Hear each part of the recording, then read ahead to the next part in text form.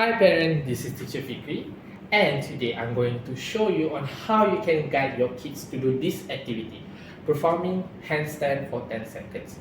So, if your kids has reached the level that they can do handstand, but maybe need some ideation or initiation, we can use visual by drawing out the movement so they can understand we're going to do handstand, handstand. Look at the image and then they will immediately, oh, okay, handstand, we have to do handstand.